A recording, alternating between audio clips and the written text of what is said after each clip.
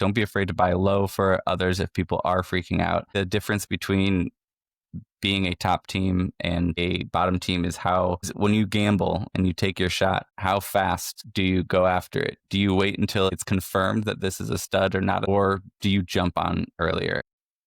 Welcome into the Fantasy Football Lab. I am Arlen. This is Nate. How we doing, Nate? Doing great, man. Walking into week 3, looking good. Chargers are 2-0. I'm 2-0 in Dynasty. I'm 2-0 in Keeper. Let's not talk about all the other leagues that I'm a part of. I'm in 2 guillotines and I didn't get axed yet. Good shape. Yeah, I might get access to this one. But Dynasty, man, you won the first 2 years of the league. It was embarrassing last year. You fell to the middle, and then I don't think you made playoffs, right? You were in like 7th or something like that. I was in the last spot that did not make the playoffs last year. Right. And then this year, coming back, leading the league so far, we're flirting. Last week, you were flirting with a record for highest points scored, but it seems like Nate is back. I made some adjustments in the offseason. I got some running back play. All of a sudden, things fell the right way for my team. So hopefully some expected things, some unexpected things, but I'm just playing it week by week. It's a weekly game here, Mr. Love. Yeah, you're definitely going to do well all year, and I'm definitely not trying to jinx anything. The bad juju sucks, bro. But today, we're not talking about Dynasty specifically. We are talking about rookies. So, rookie, running back, wide receiver, tight end. No need to talk about quarterbacks. There's nothing really there. But we'll talk about some players and really what's the panic meter after a couple weeks of watching them play, some investments in a couple leagues, including our Dynasty for some. Of course, the panic meter is going to be lower in Dynasty for most of these, but some of these might... some of these I'm a little surprised by going into the season and have hit the panic alarm a little bit on people that I thought more highly of. So we'll cover all of that. If you haven't seen it, we did our 3rd week in a row, our Thursday night time travel, where we threw in some predictions that we haven't yet seen the game of. So still, they're 100% accurate. By the time this posts, they won't be. We'll see.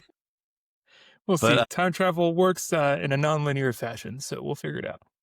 What's your guys' panic meter on the players that we are mentioning as well? Or if we left somebody out, let us know in the comments. We have replied to every single comment that's come in, and we are at 126 subscribers on the road to 150. So whether it's just in the comments or as subscription as well, let us know.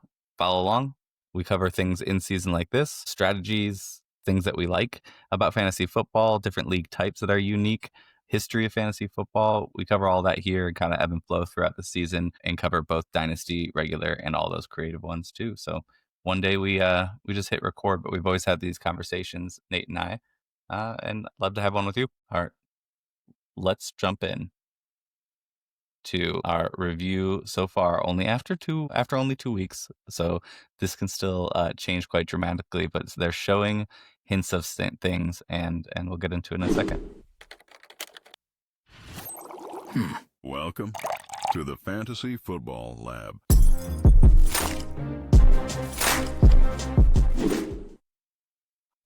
The drums again. I love it. I gotta add drums. Keep it rocking. Yeah.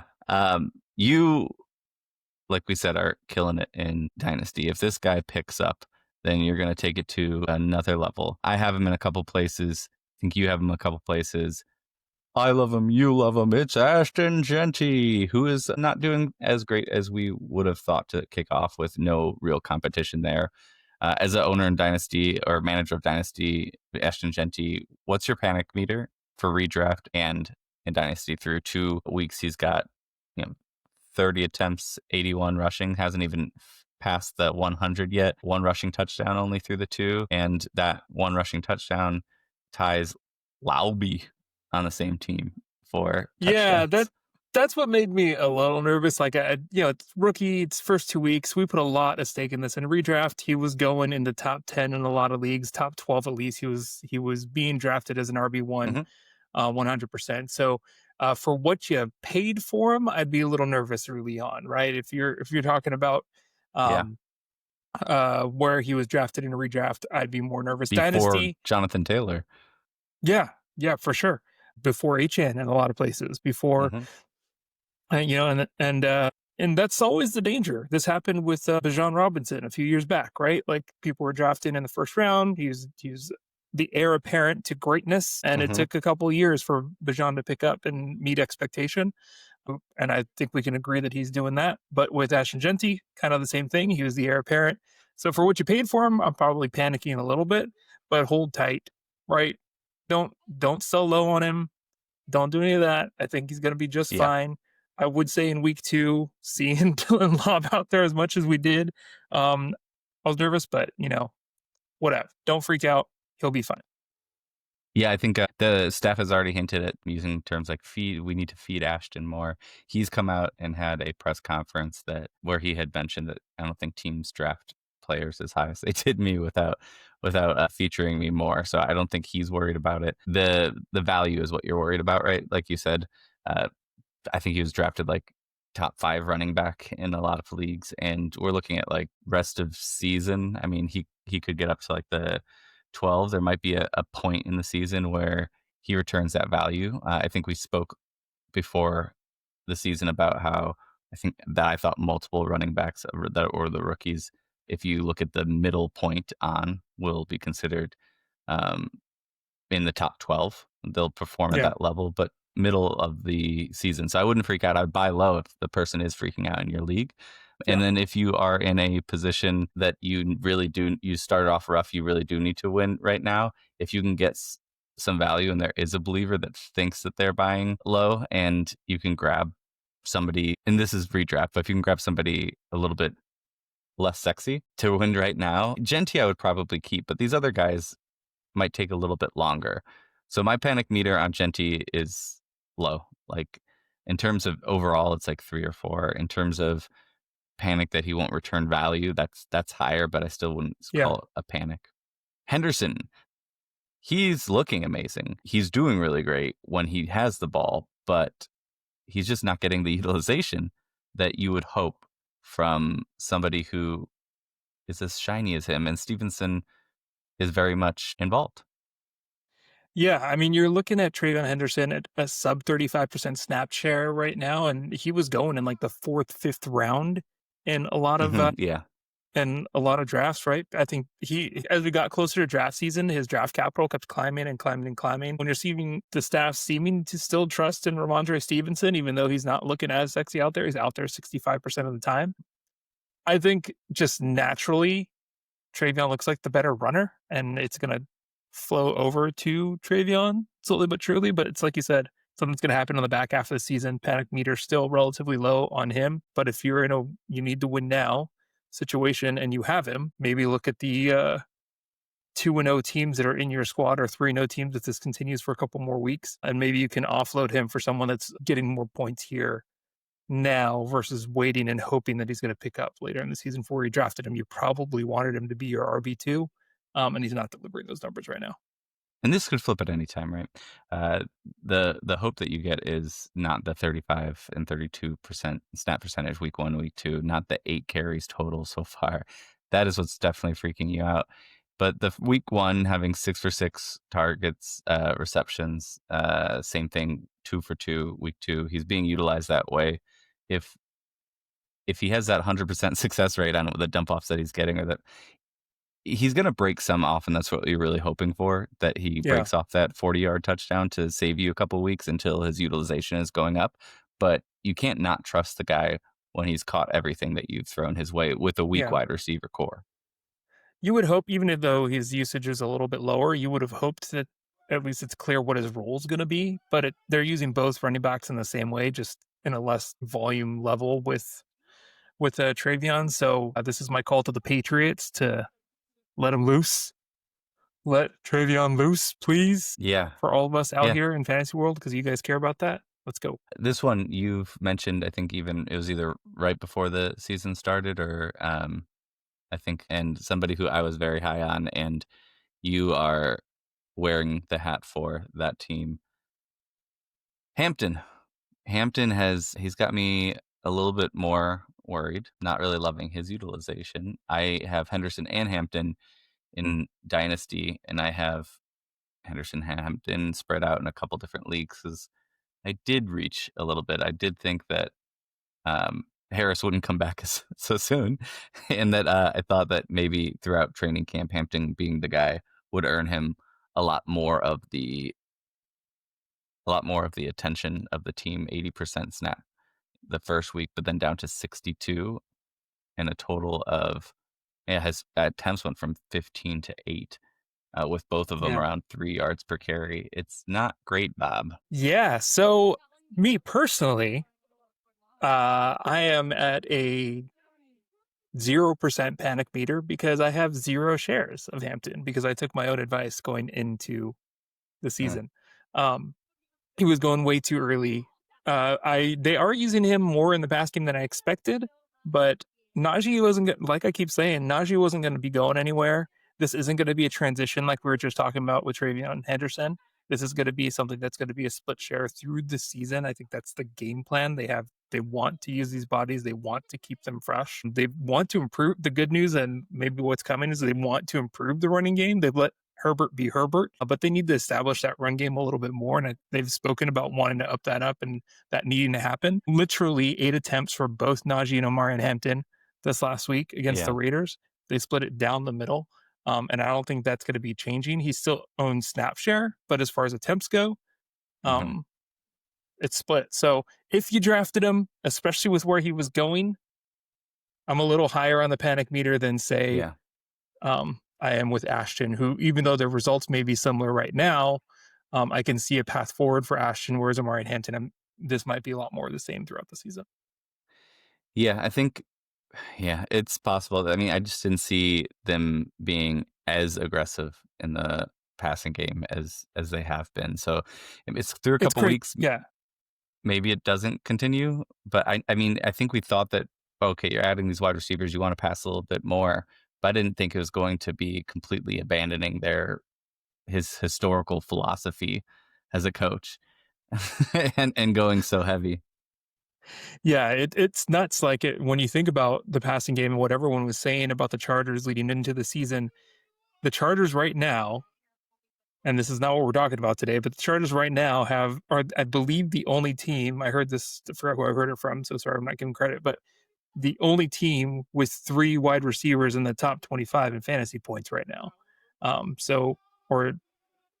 And that was not expected anywhere. They've got a trio of wide receivers and they're using them. And it definitely wasn't Quinton that was expected as part of that. Yeah.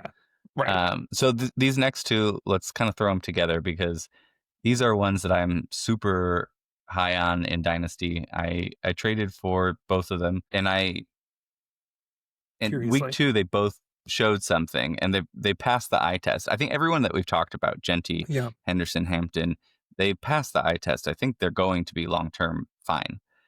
Right. But this year, these two were kind of the reaches. Tuten, Skattebo. Obviously, Tuten got some, like the depth chart cleared a little bit to give him an opportunity.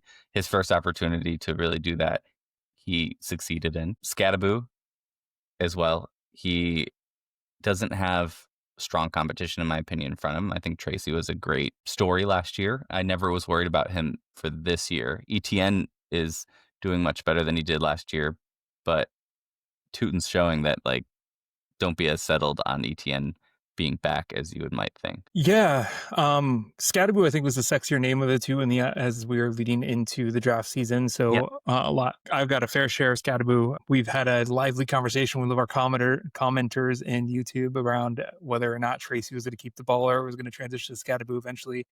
Yeah. But I think you're right. He climbed from 12% snap share to 52% snap share leading into week 2. And I think that's going to be more fair where it is. They just like him as a player.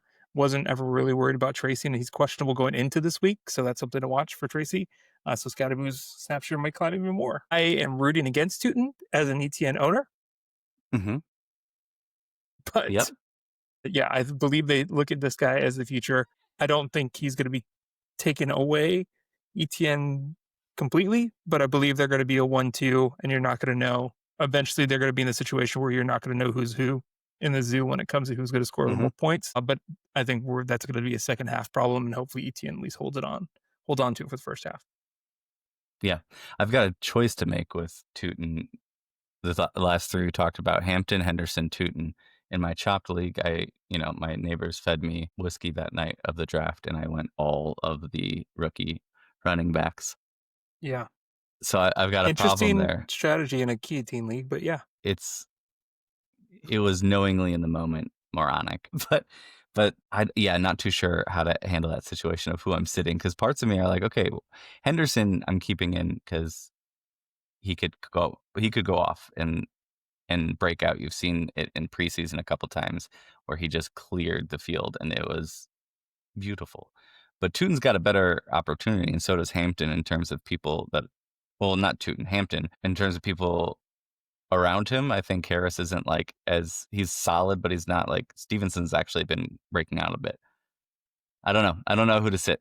That's for another episode, I guess, but Tuten's exciting and Skattebo is for the rest of the year, I think. This next one I think is interesting because he was on a limited snap count this week, but still looked like a lead back. Judkins, your boy, came back. I think with the possible suspensions in the horizon, maybe. I'm not sure where the legal stuff is, but how are you feeling about Judkins? Are you hopeful? Yeah, I am, because I mean, those who look at what team he's on might poo-poo on his upside. They know how to utilize that position, though, and his type of running back. They passed on Henderson, got Judkins over Henderson. It's because of the style they like. They're replacing the Chubb, right? And Judkins is really good. I think that they'll be able to utilize him correctly. I mean, when he wasn't really there and then limited last week, it allowed that Samson, who is not as good, to be so far the fantasy leader of rookies through 2 weeks. So if they can do that with him, they can do that with Judkins. And I don't feel like it's going to be a split between. Samson looks great. Judkins will look great, not this week against Green Bay, but after that, I'm a full probably must start because of that opportunity until he gets suspended. All right. Well, we got 2 more here to get through with our running backs. Quick mentions on them. We can kind of hit these 2 real quick. But Kaleb I'll do just first because we don't need to spend much time. Yuck. This is my full panic for Dynasty as well. I'd cash out if I could. He was a first round running back in the rookie draft. Grab him. Get rid of him if you can. Like, if you can get like projected high second to get out of it. Some people would pay that because it's still a rookie and there's some rebuilding teams, but it doesn't look great. And after how he performed last week, I think he's in the doghouse and his value is just gonna keep going down. Yeah, they've already made statements about wanting to get the ball more to Jaylen Warren. So that in mind, like, they're not thinking about Kaleb Johnson. He's in the doghouse in special teams, so he's definitely not get on the field as a running back. So right, that's rough. But kind of an opposite. Bill Croskey. No, go ahead. I was going to say, yeah, and we're in kind of an opposite scenario here because we've got Mr. Bill, which cool, I guess. He has a cool first name, but I guess we'll go by Bill. I think he's on the upswing, especially with Eckler going down, traded away Robinson, just all kinds of opportunity right up in front of him. So I don't know what else to talk about there other than he's got a huge opportunity. I'm not worried about it because he was already someone people were adding in as a flex, and now that he's probably your starter. Yeah, and it's just like Judkins. There's no panic either way because the investment was so low that I think it's whatever he returns, he is going to be solid. I think that rest of season, like, I would take Judkins over Croskey, even with the risk of the suspension, just playing a little bit more risky. But Croskey is a great, like, I would assume that he stays at like a flex level and not your main running backs, but he probably is in that scenario anyways if you drafted him. Yeah, absolutely. I would hold off on throwing Judkins into your starting lineup right away as they're playing the Packers this weekend. Again. No, after this week, I said it's full go. Yeah, I'm going to keep. For sure. Croskey showed us that last week, so I'm going to stay away from it. All right, wide receivers. The darling, the one that I have been trying to trade for, the one that I offered in Dynasty, Marvin Harrison Jr. and Waddle and Benson, and was declined immediately. Egbuka. What a stud. He's looking great. Yeah, I mean, He's looking phenomenal. Baker's looking for him on the field. He had even more opportunities this past week to do. He had a couple of drop passes that are normally pretty catchable for him, and then Baker was putting him in the right place, maybe a little bit behind him. But yeah, dude looks good. He's outplaying what I expected. I kind of played him off as I think I called him the consolation prize of the first round rookie wide receivers in the real NFL draft. And I tried so hard to trade in to that spot right there because I could not pick Hunter when he dropped to me, but there was a pause because of Egbuka. I tried to trade in more to just get ahead and get him, but now I can't even trade Marv. I can't trade Hunter, who I picked above him. I can't trade those guys for him. He's solid and he's at his highest value. So if you are trying to get him in Dynasty, I would wait until there's a week or two or Godwin's looming and coming back and snag him there. But I think he's the real deal. That's what's going to change it up a little bit. It wouldn't cause me any panic in Dynasty, but maybe a little bit in redraft for when Godwin comes back. How is it going to shake out? What's that room going to look like? Mike Evans is still going to Mike Evans, though Mike Evans drew the hard. I forgot who the cornerback was that he was up against, but he had probably one of the best cornerbacks in the league on him. So Egbuka was the option. So he might have shined a little bit more this past week. Plus, you're going to have Chris Godwin coming back. Baker's great. Baker's probably playing like one of the best quarterbacks in football right now, but I don't know if he's supporting 3 wide receivers. Yeah, I'm not sure. Not 3 and a studly running back, but all right. The next player on this list, Tetairoa McMillan, he's doing amazing things as well. I think we spoke a couple times about the last 10 years. It's 100% hit rate on wide receivers that were projected to be drafted in the real draft in top 10 and who actually were. Tetairoa was projected there. He was there. And all of them have become studs. No different here. He's off to a hot start and looking great. I would have loved to pick up T-Mac. We'll talk about that in our redraft of next week when we get into that. But yeah, T-Mac, I think, solid option. I mean, he's competing for targets with Hunter Renfrow. He's good. He's Bryce Young's guy, right? Yeah, he's solid. 83% snapped, 85, 9 targets, 10 targets. I think Egbuka was 93 both weeks, so a little bit more on the field. But even though they have so many less options with Tetairoa McMillan, but I think this continues. Same thing with Egbuka for rest of season. The second wide receiver taken in rookie drafts, the first wide receiver taken in the real draft, Travis Hunter, and that's who I have on my dynasty. I have him in a couple places. It's a little worrisome where he's at. I was going to ask. You're the one who's got real life application to the panic meter here. We're pretty clear. Yeah, go ahead. No, sorry. Travis Hunter, I think, is going to probably be fine. I think they're figuring things out and they're utilizing him a lot in a lot of different ways. I think it's a lot to try to figure out between him, offense, defense. I don't have too much fear in Dynasty, really. It's also an added benefit. I have Brian Thomas as another wide receiver and Hunter's on my bench. So it's a solid, Brian Thomas is questionable this week. He's probably playing, but it feels really, really good knowing that I could just pop him right in and I think he'll be a stud.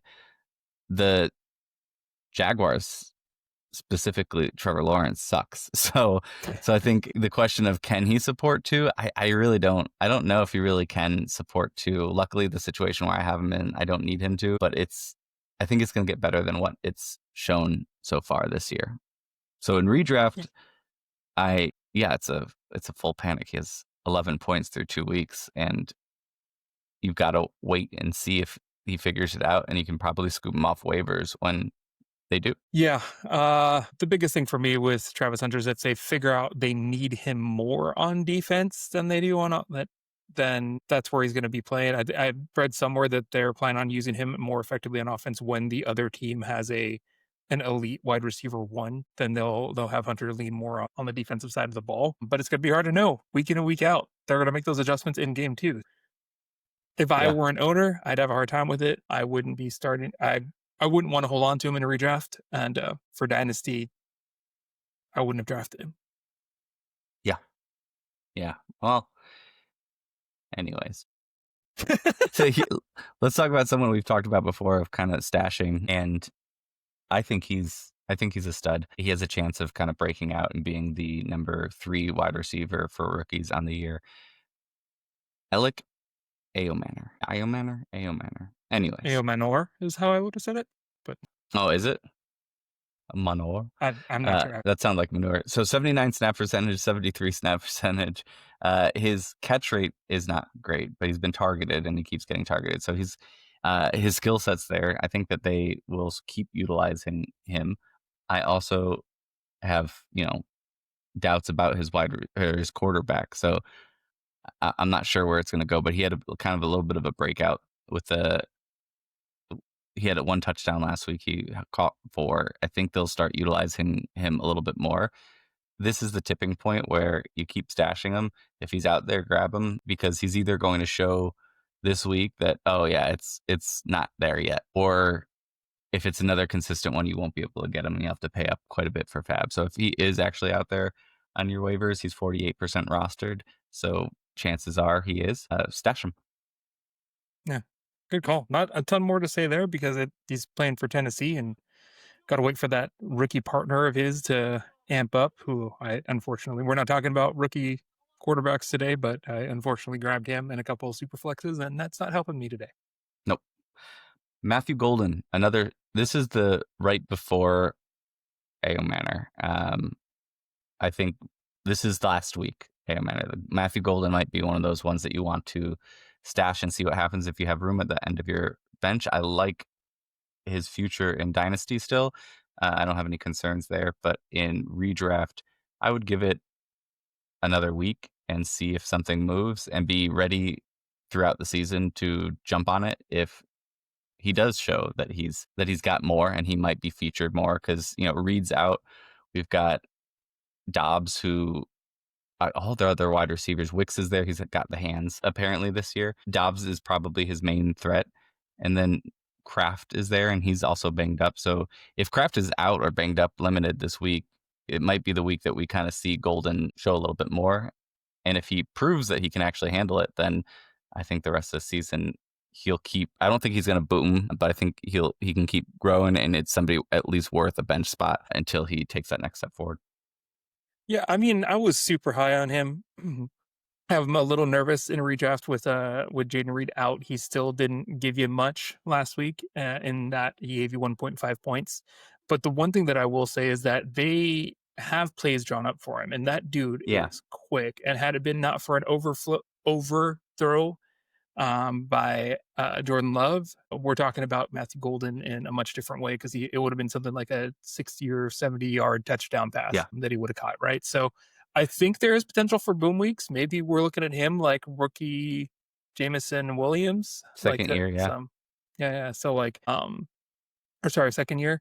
So when we're looking at him, you might get some boom weeks out of him. But yeah, I think he's going to grow into this offense. I believe he is an elite talent, and there's still opportunity there. So in Dynasty, no panic whatsoever. But with how much they spread the ball around, it's a little tough in redraft right now because he's not established yet. Just be ready to pounce. That's one of those players that if he hits, it's real. If he hits a couple times in a row too, it's definitely real, because the talent has been there. The opportunity for him to jump ahead is there. So we'll see what happens. Let's move to tight ends though. The stud, who I was overinvested in and worried in redraft because I have him in multiple different leagues. But Ward looks like he's the real deal, and we might this year get what we've gotten a couple times in a row with Laporta, and then with Bowers, where the top tight end of the year might actually be a rookie. Yeah, it definitely has the opportunity right now for sure. He's looking in the part, passing the eye test, as you like to say. So this is zero panic, and probably for folks that waited for tight end in your redraft leagues, he was available for you later in the draft, and he's him and paying Kraft out are such a great steal. Right, yeah, and it's doing much better than those folks that waited and grabbed someone like Evan Ingram, who I did quite a few times. So good job to y'all. Yeah, I think he's the real deal. You can't get him in Dynasty anymore, because it's especially after the last 2 years of tight ends showing their stuff. People are putting him at that level, so you're going to have to overpay to get him if you want him. 100%. like with Fannin, let's cover him next. Yeah, this is your waiver wire darling of week 1, right? Yeah, this is who I kind of went after, right, in a couple of places. Not necessarily to play right away. I don't think that there was really... I was pretty set with having Warren and stuff, but in most of the leagues. But Fannin is a great, like, hold and play if you need to. I think he can outscore any of the players that are going to be on the waiver anyways if you're streaming, so you might as well have him. And if anything happens to Njoku, or vice versa, the other person is a top 5 tight end right away, I think. So Fannin, I think it continues. I think he's the real deal. The only mark on his record was just that he went to a smaller school. But he was a beast. He was a freak of nature. He broke all sorts of records. And then people discounted it because of where he was at, which I get. But yeah, the question is answered. He can do that in the NFL as well. I think it continues. Yeah, I tend to agree. Even with Njoku out there, even though he's losing the snap share game to Njoku, he's tying or leading the target game. So the ball's going to him a little bit more frequently if he's on the field. So I feel good with Fannin. If you had to go pick him up, he's worth using because you were probably in a bad tight end situation anyway. Yeah, or you were a Browns fan. So I love him in Dynasty. It's going to be hard to get him, but not like a Tyler Warren untouchable or an Egbuka untouchable. Colston Loveland. I made a trade that you texted me about, yesterday or something, that like the trade was like last week before the second week of games, and I didn't like having Walker, and I didn't mind losing Kraft and taking a risk on somebody because I had Bowers. I don't regret the trade because I really do like Skattebo, Tuten, and I'm even though my name is in his name, in love. I'm not in love with him. I'm worried about this guy. There's a lot of people to feed at Chicago, but that's not what's happening. Something else is happening, and I have to try to place him in the category of like what I'm doing with Marvin Harrison. I'm like, it's Devontae Adams. It's going to take a couple years. For Loveland, I'm like, it's Trey McBride. Next year, he's going to be awesome. Yeah, I don't know what to feel about him. Definitely, of course, droppable, not a question. It's done for this year in terms of needing to keep an eye on him.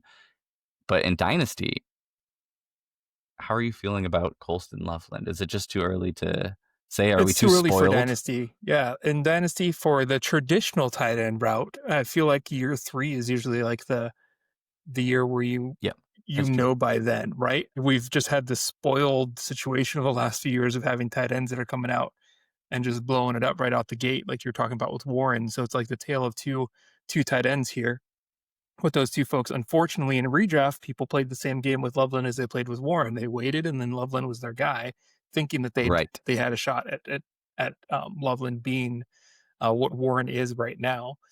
So yeah, you're right. In redraft, I'm letting him go. I'm dropping him out. It's pretty clear in 2 weeks' time as an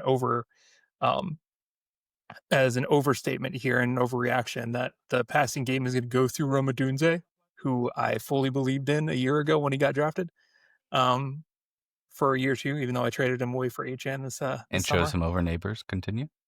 Yeah, but because I believed in him like that, right? And I think this year is his year. He's clearly the game's going to go through him, and he's going to be where the passing game goes, and it's showing in his snap share. He was out there for 100% of the snaps last week against Detroit. Are you making this an Odunze special?